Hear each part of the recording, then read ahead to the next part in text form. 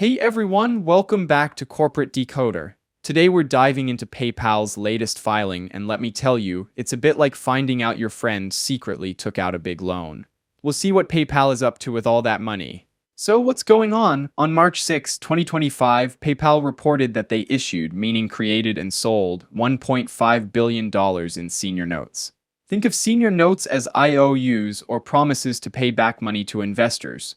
PayPal is borrowing a lot of money. This $1.5 billion isn't just one big chunk, it's divided into a few different types of notes. First, there are floating rate notes due in 2028, totaling $450 million. The interest rate on these notes can change over time, depending on market conditions. Then, there are another $450 million in notes due in 2028, but these have a fixed interest rate of 4.450%.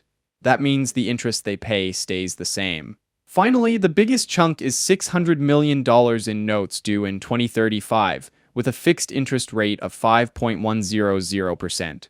This means PayPal has a long-term debt obligation stretching over a decade. All of these notes are being issued under an agreement called an indenture.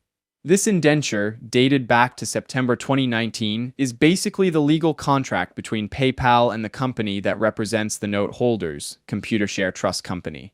It lays out all the terms and conditions of the debt. This whole process is registered with the Securities and Exchange Commission, or SEC, under a registration statement filed in February 2025.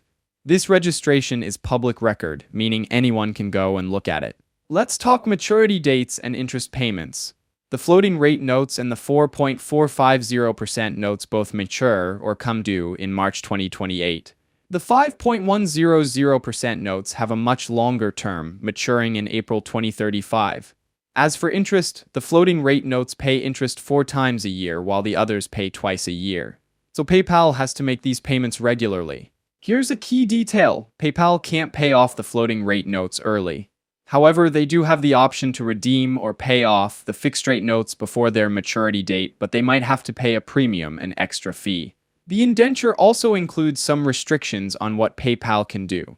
It limits their ability to put liens, meaning claims, on certain assets, and also limits their ability to sell off assets and lease them back.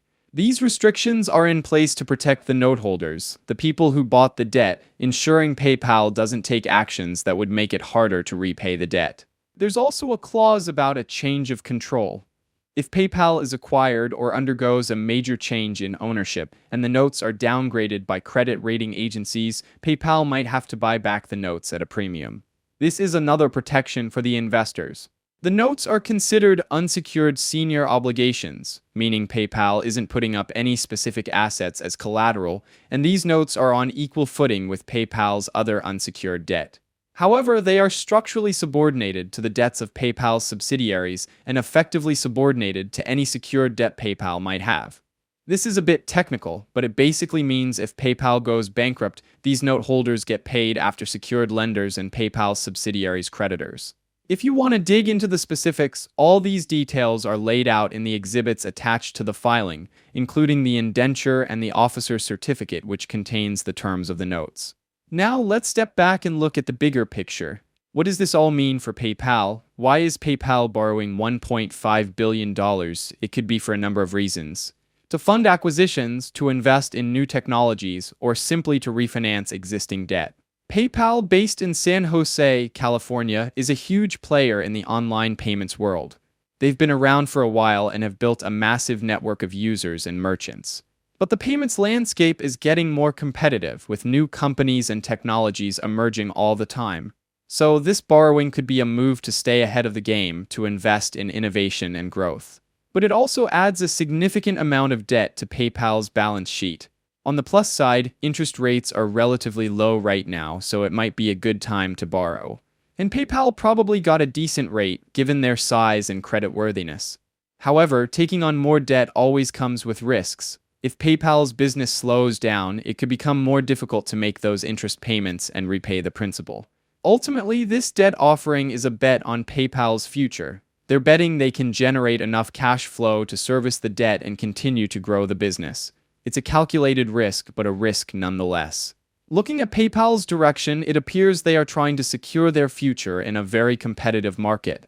They have strong brand recognition but need to keep innovating. This big investment could really pay off. However, like all investments, it is a gamble. We will have to wait and see if it really pays off or if it was a miscalculated move. Thanks for watching. If you found this breakdown helpful, give us a like and subscribe for more corporate deep dives. Let us know what company you'd like us to decode next in the comments below.